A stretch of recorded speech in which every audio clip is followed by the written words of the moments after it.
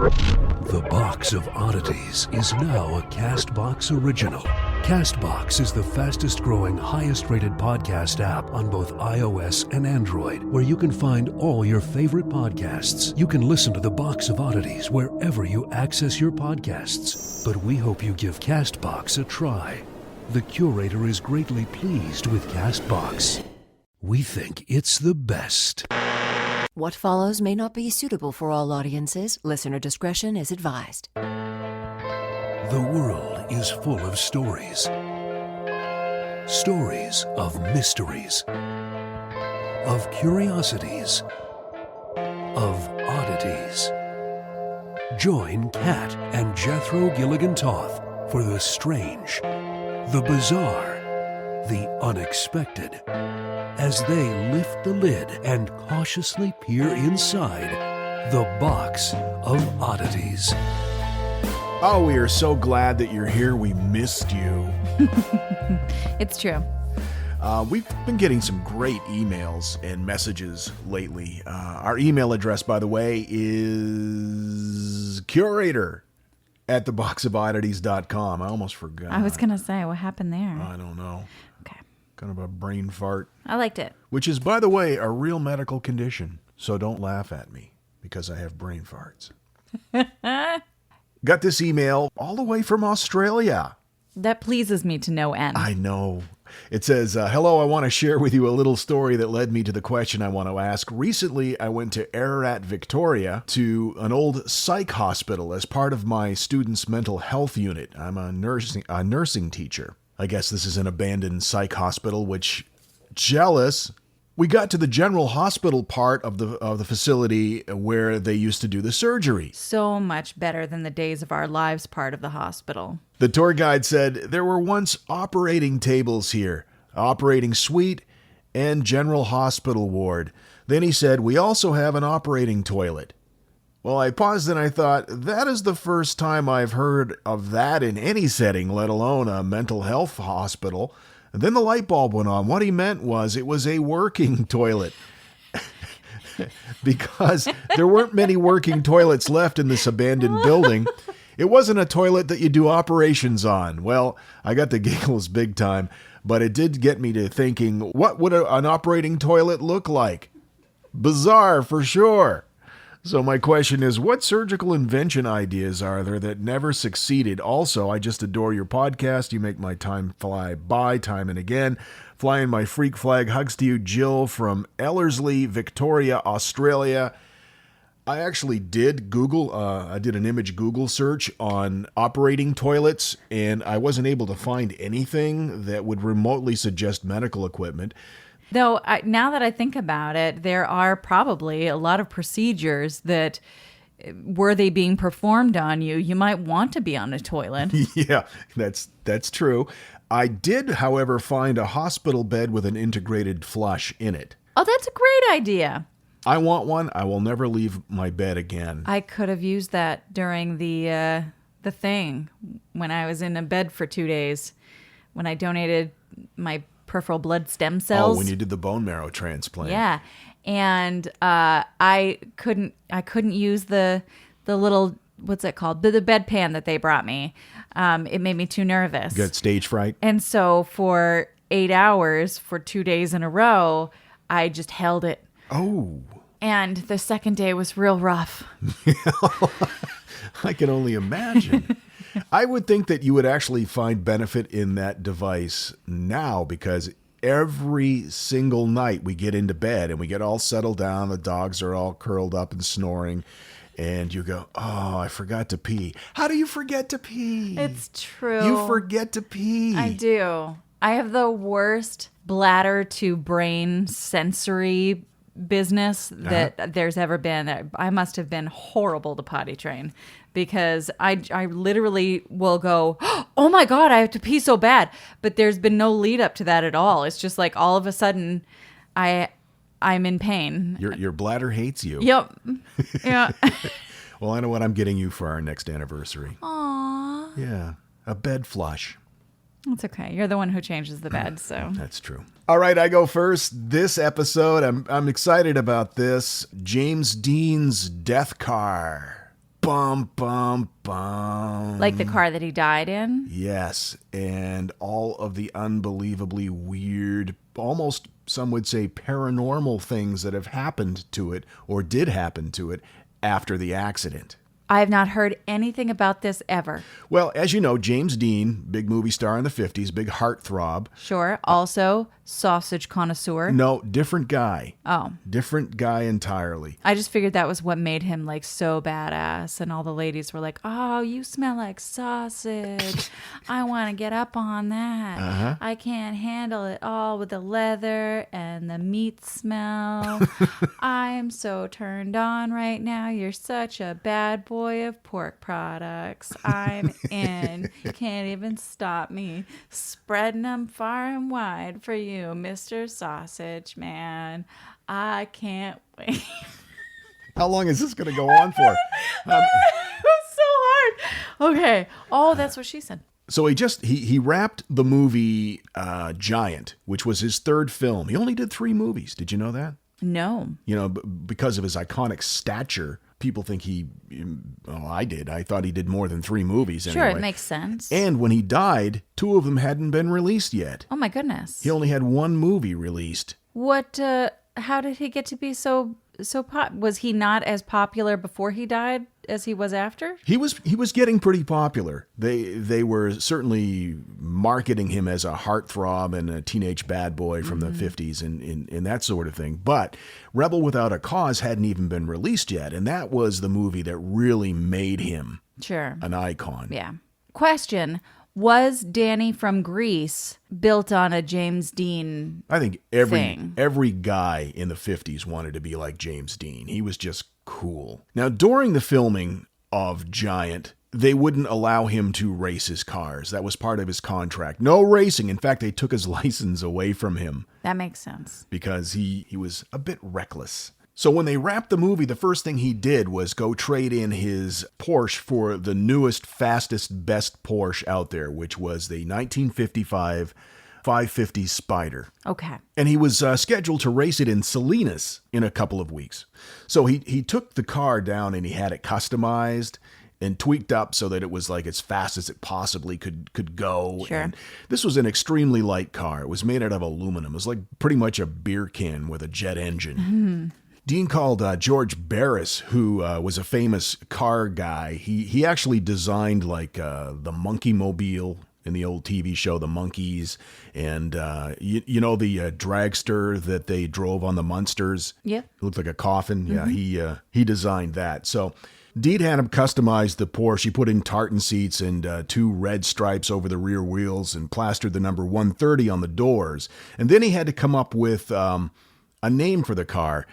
And after the filming of Giant, he was living in his trailer on the Warner Brothers lot, and they told him that he needed to leave and he wouldn't for a while. So finally, the head of the studio told security to throw that little bastard out. So he named his car Little Bastard. Nice. And had it painted on the door. So I'm getting a lot of this information from Wikipedia, a site called notebookofghosts.com. That sounds like fun. So he takes possession of his new Spider, his Porsche 550 Spider, a week or so before his race in Salinas, which will be his first race with this car. Mm-hmm. And many people were saying to him, you shouldn't buy this car. It's way more car than you can handle, than your experience driving. There were only like 20 of them available in the U.S. at the time. I'm sure that just made him want it more. Yeah, I think it did. The only way the dealership would sell it to him is if he agreed to take the Porsche mechanic with him during the races. He had to have this guy, Rolf Wutherick. Rolf Wutherick? Wutherick.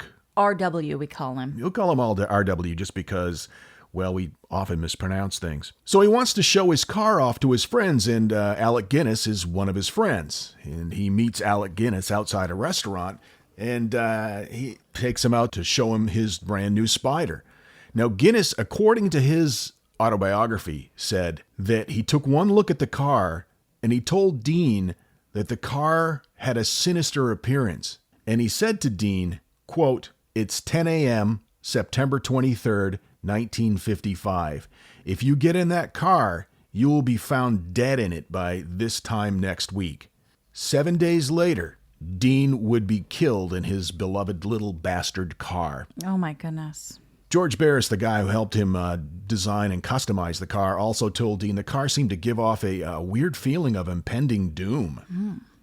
So 1 week later, September 30th, 1955, Dean heads out to Salinas for the race. He has his Porsche mechanic with him in the car, and they are driving it up because he wants to break the engine in. He needs to put a few hundred miles on this brand new car before he races it. Sure. A couple of hours into the drive, he gets pulled over for speeding, and he was going 65 in a 55, according to the speeding ticket. Okay.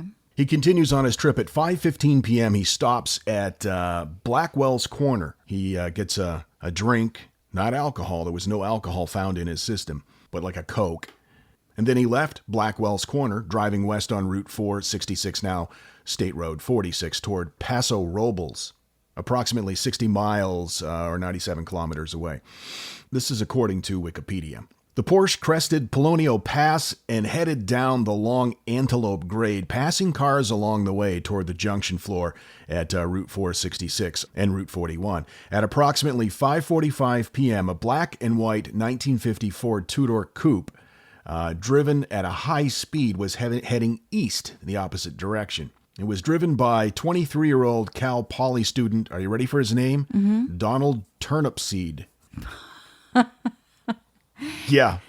First of all, it's bad enough the guy's name is Donald Turnipseed, but then he kills James Dean. And he was the one speeding, right? Well, yeah, as it turns out, the legend is James Dean was speeding, but they did all kinds of crash analysis and even recently did a computer reenactment of it, and they determined that he was probably going, if he was speeding, it wasn't by much. He was probably going 55 to 60 miles an hour in his Porsche, and that Turnipseed was doing similar speed, 60, 65, something like that. Right. But Turnipseed was taking a hard left with no signal. He was trying to beat his record home for the weekend from school. Oh, jeez. That's a horrible reason to kill someone.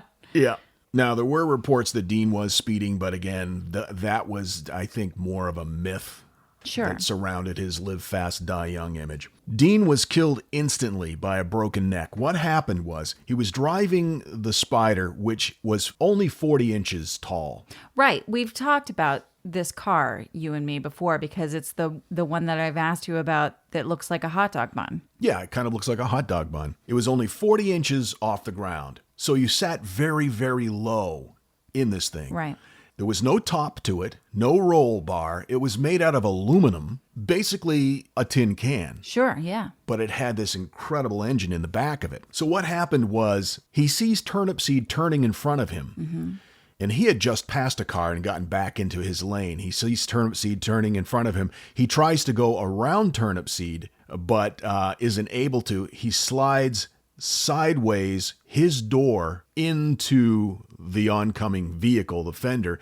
He hits his head on the fender of the car. Ooh. And it breaks his neck. I'm surprised I didn't decapitate him.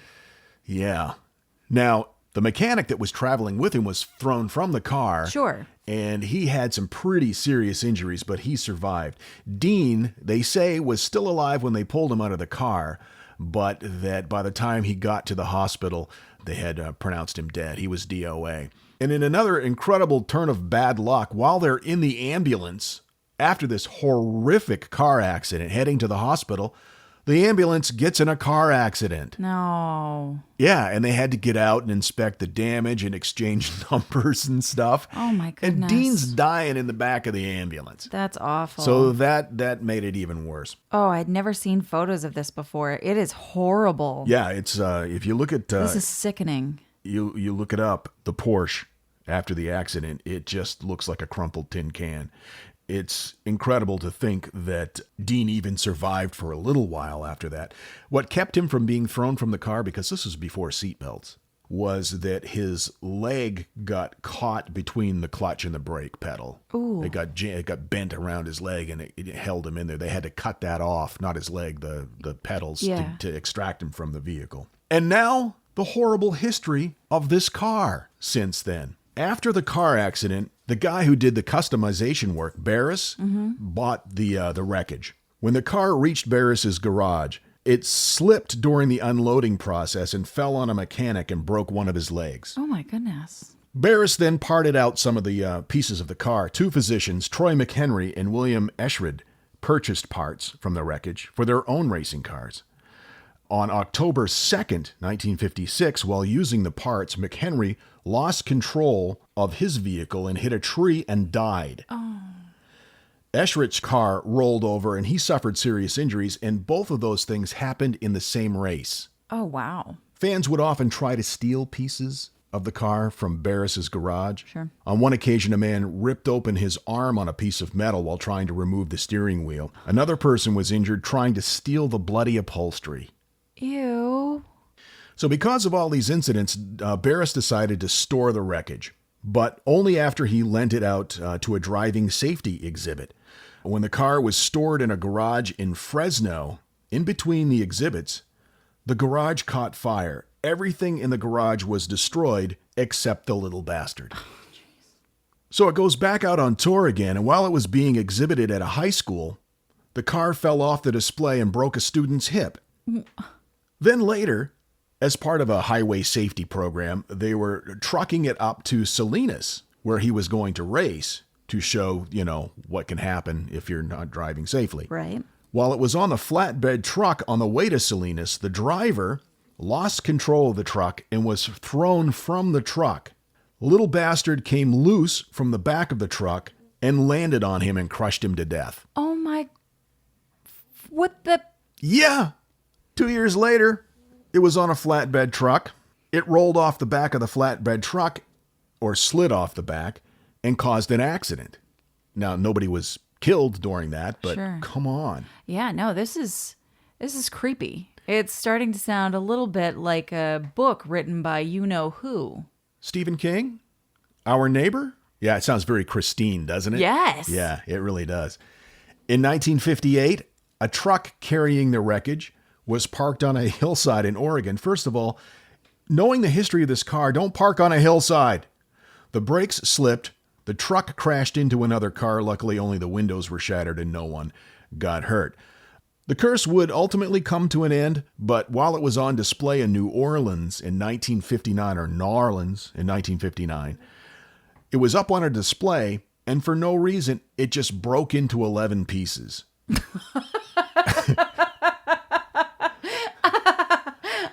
It just shattered into 11. Aww. The cause is not known, other than it was, in a horrific accident and had been carted all over the place. But while it was on display, it just, unprovoked, broke into 11 different pieces. Then, amazing. In 1960, they were trucking it back to Barris's garage in Los Angeles. They had sealed the truck shut to make sure that nobody would tamper with it. Like a tamper-proof seal? Yeah, one of those kind of things. And so when the truck gets back to Barris's in Los Angeles, they inspect the seal. It's all fine. It's all good. They open it up. There's nothing in there. And it's been missing since 1960. They don't know where it is. What? Yep. That's true? Yes, it is true. Why would anyone want that? I mean, I get why you'd want it. Sure. But why would you want the curse that comes with it? An automotive museum actually put out a $1 million reward for the capture of James Dean's car. Oh my gosh. If they can take possession of it, they will give the person $1 million. And a guy has come forward and said when he was a young kid in the early 60s, he helped his father and another man wall it up behind a false wall in a building in Washington State. Interesting. He said that while he was doing it, he cut his hand and he still has a scar. And he showed the scar, but of course that proves absolutely nothing. Zero. So he says he knows where it is, but he won't tell anybody until he's guaranteed to get the $1 million. And there's a big question as to who owns it now. I mean, Barris still has the pink slip on it. Mm-hmm. Is it, does it belong to the person who owns the building that doesn't even know it's walled up there? Who knows? So they're trying to work all of this out, allegedly. Until then, we just don't know if, in fact, that's where it is. Interesting. It's called the Little Bastard Curse. And according to the folklore surrounding this, James Dean had some weird friends. And according to superstition, objects can carry negative mojo. especially if the people who own them are into dark arts and some weird stuff like that. And according to several sources, Dean had interaction with the occult, and that could have caused the curse/crash. Rumor has it that he was into Satanism and was involved with a coven of witches in Los Angeles. Well, I mean, that's judging by the way that his persona was at that time and the way that society was at that time. Of course, certain people said that he was involved in Satanism. He wore a leather jacket. Yeah. This dabbling in the dark arts is attributed to his association with Mela Nurmi, who was an actress who played Vampira on TV. Oh, yeah. Which was like the forerunner of Elvira. Sure. The legend is that he denied any romantic relationship with her, and she didn't like that, so she placed a black magic spell on Dean. Anyway, that's the legend. Dean is buried in Fairmont, Indiana. Rumors of supernatural incidents surround his burial site. People see orbs. People see lights. Headlights? Well, it's funny you mention that. Others claim to see his Porsche cruising down the same highway of his tragic accident. They see lights coming and then just disappearing. When it gets to the point of where the crash is, they see lights and then nothing. The accident report said that it really wasn't anybody's fault, even though Turnipseed was driving kind of recklessly. Mm-hmm. And I would too if my name was Turnipseed. Sure. But because James Dean's Spider was so low to the ground and it was silver gray, they said that it probably blended in with the pavement. Right. And it was at dusk, and it was just a horrible, horrible, unfortunate accident. Now, there's a guy who has a replica of this car, and I can't remember his name, but I saw an interview with him. He found a 55 Spider 550. He had it painted and customized exactly the way that James Dean did, and he has a paint chip from the original James Dean wreckage that he carries with him in his Spider while he drives it. What? Why would you do that? Why would you invite that? You're tempting fate, sir. Anyway, there you have it, the story of the James Dean death car. AKA Hotdog Bun of Death. That's fascinating. I didn't know any of that. But James Dean always struck me as kind of a D-bag, so I never really had much interest. Oh, I forgot one of the most important things. Oh, no. 2 weeks before he died, he filmed a highway safety PSA. Let's take a listen to it. Jimmy, we probably have a great many young people watching our show tonight, and for their benefit, I'd like your opinion about fast driving on the highway. Do you think it's a good idea? A good point. I used to fly around quite a bit, I took a lot of unnecessary chances on the highways.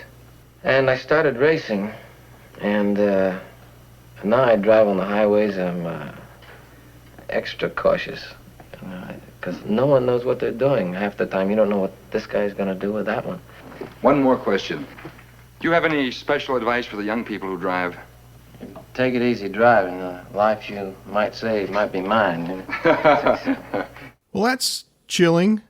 2 weeks later, he was dead. Yeah. And, I mean, enunciate. Oh, he's James Dean. You should see the video of it. He's like he's so slouched down. Yeah. It's I can't even sit up straight in my chair. I'm so cool. Yeah, it's exactly right. I think of Jim Carrey's impersonation of James Dean, and he nailed it. The slouching down to the point where your shoulders are on the seat of the chair and you're just hanging out over it. And yeah, he was the epitome of cool in 1955. I do love those old driver safety videos, though. There was one that Jimmy Stewart narrated that is just magical, and I love watching those. Sometimes they can be a little graphic. A lot graphic, yeah. But enjoyable. Yeah. My favorite was Red Asphalt. Mine was, hey, that's my daughter's head.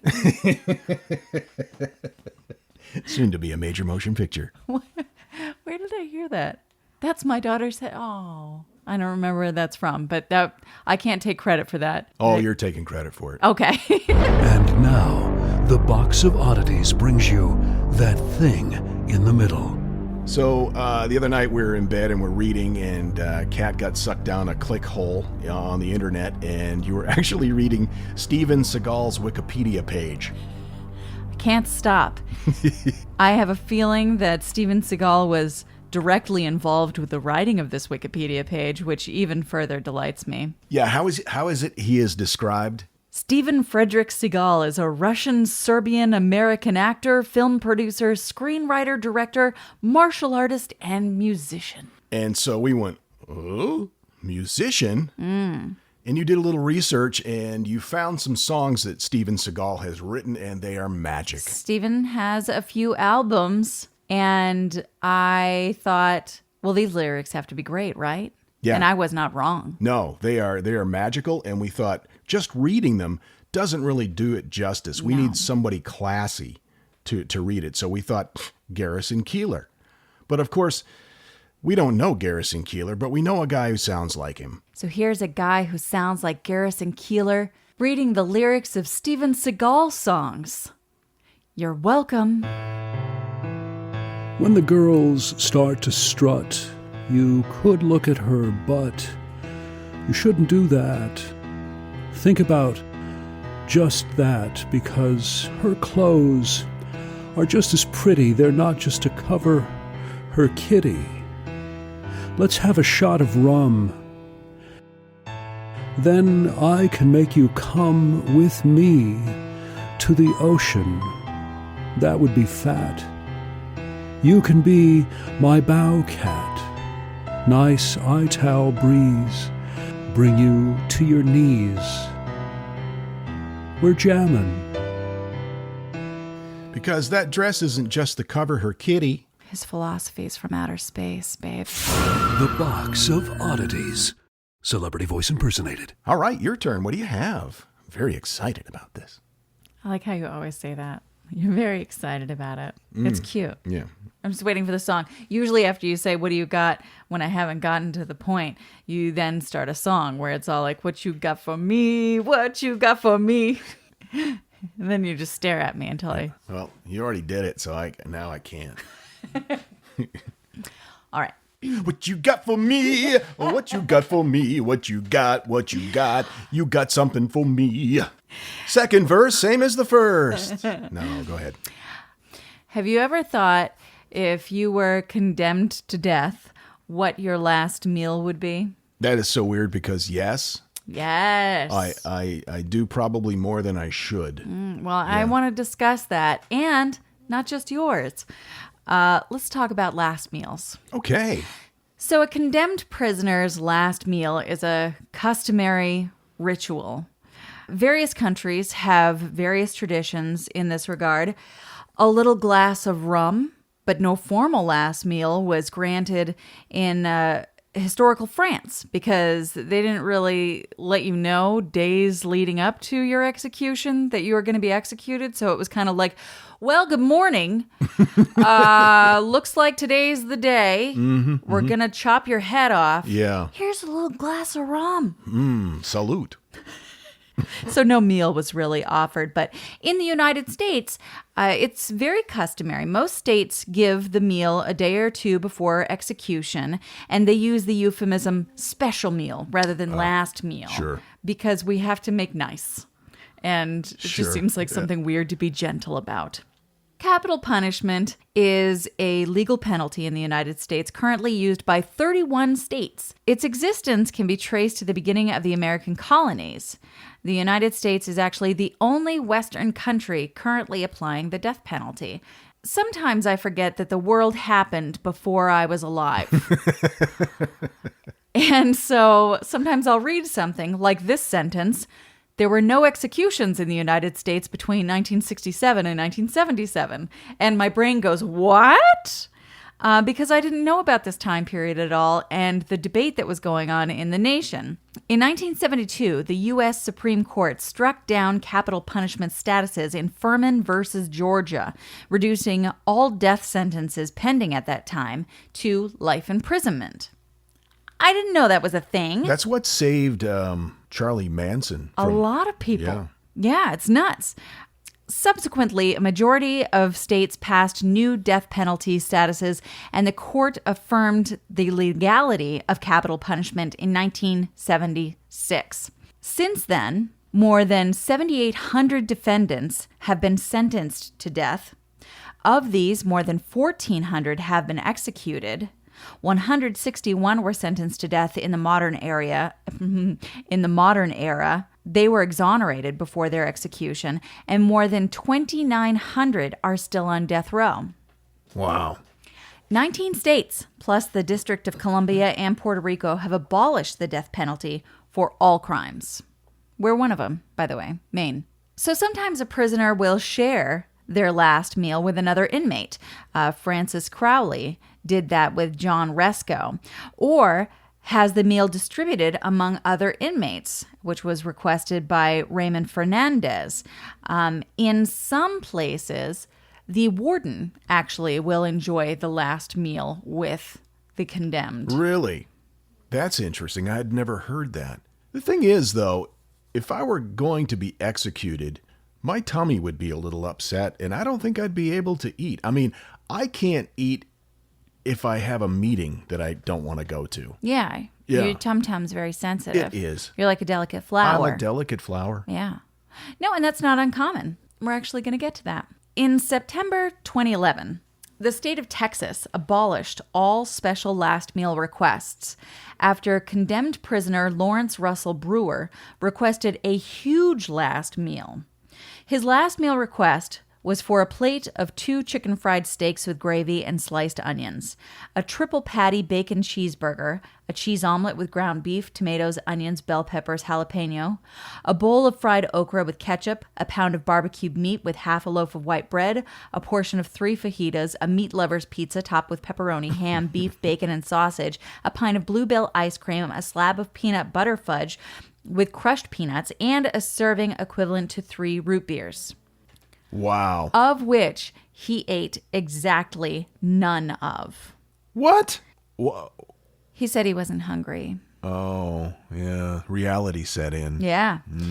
The request and it being delivered upon was deemed highly inappropriate. Many people got on board this, including state senators, and they worked toward ending the practice in Texas. So now last meals in Texas are not a thing. You are given what is made for dinner that night. Huh. In many cases, special meals or last meals are actually not on your last night. It can be 1 or 2 days before. Some states have special rules about what you can request. For instance, in Tennessee, they have a 29-day rotating menu. So every first of the menu is hot dogs. Every second of the menu is chili. Every third of the menu is grilled cheese or whatever. These are just examples. Sure. And the condemned can choose from any one of those 29, but can't have anything outside of that. Okay. All right. So that's kind of a token gesture, really, more than anything. Right. But I think that there are those who would say, hey, these people obviously did something really bad. They're going to be executed for it. Why are we giving them special food? Why don't we give them horrible food for their last meal? That's actually a point that many people have made, saying that the victims of these people were not granted a last meal, and that it's almost counterintuitive that the finality of your punishment be with ice cream. In other words, here's what we have for you, sir. A tray of broken glass shards and a side of cigarette butts. Bon appetit. Speaking of cigarette butts, not allowed. They can't have a smoke? No. Because it's bad for them? Obviously.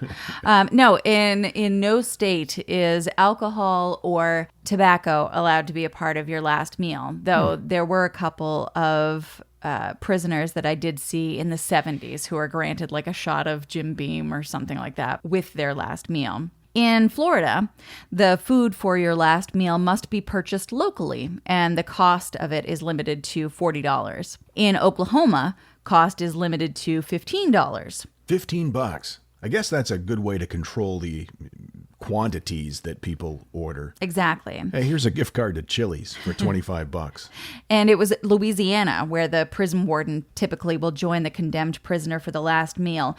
On one occasion, the warden paid for an inmate's lobster dinner.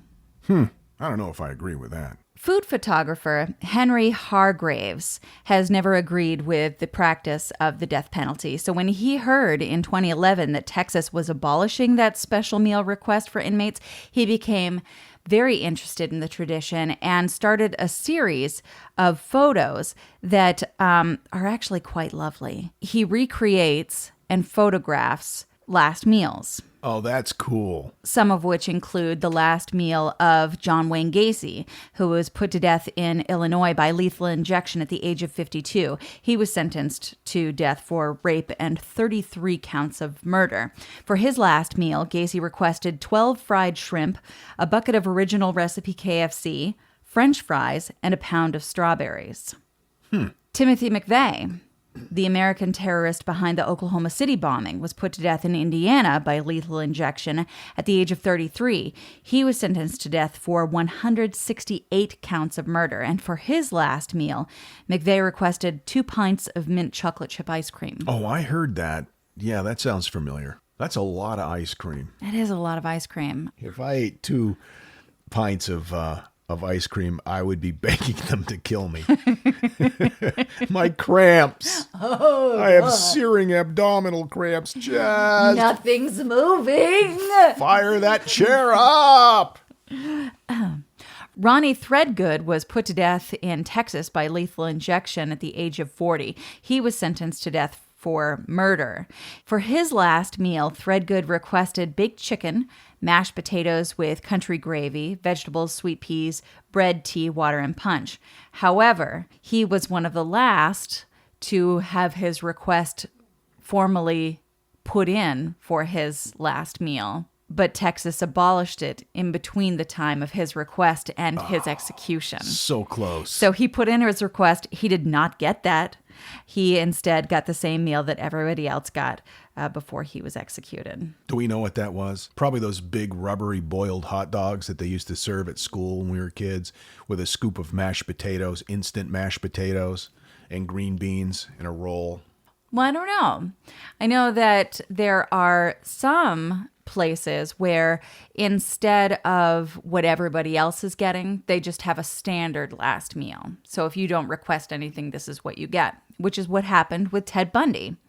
Ted Bundy confessed to the murder of at least 30 people shortly before his execution in 1989, and he didn't want a special meal, so he was given what they have to offer at Florida State Prison as the traditional last meal, which is a medium rare steak, eggs over easy, toast with butter and jelly, hash browns, milk, coffee, and juice. Well, that's a decent meal. It is. I think it's weird to combine toast with jam and butter with steak, but Steak and eggs. It's like a hearty breakfast. Sure. It's the breakfast of a lumberjack. so there. Okay. Yeah, that's crazy. How about this? Although the details remain unconfirmed, according to some sources, former Iraqi dictator Saddam Hussein was given permission to eat his favorite meal before his death in 2006, which was boiled chicken and rice paired with several cups of hot water laced with honey. Okay. Eileen Wuornos proclaimed to the bitter end that her crimes were self-defense. However, she was put to death by lethal injection in 2002. She declined a final meal, instead asked for a single cup of coffee.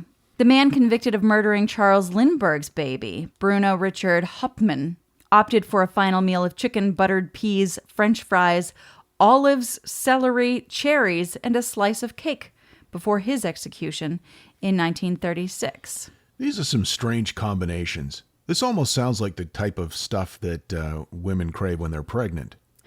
Give me fried eggs and peas would be nice. I'll have some of that. Well, I think it's a kind of a similar experience. Is your brain's probably going nuts and trying to figure out how to satisfy these big feelings that you're having. Right, and you in both cases you feel like you're about to die. Probably, yes. Victor Fugger was the last person put to death in the state of Iowa, and he's probably actually better known for his last meal than his crime. He was put to death by the gallows in 1963. His final meal was a single olive. Was there any explanation as to what his motivation for having a single olive was? No. Was he trying to make some sort of a statement? I don't know.